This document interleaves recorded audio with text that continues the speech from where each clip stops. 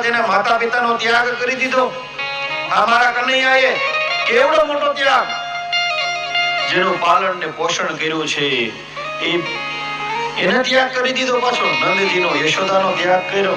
સૌથી વધારે એને ગાયોને પ્રેમ કરી, ગાયોને પણ સમય આવ્યો તો છોડી દીધું.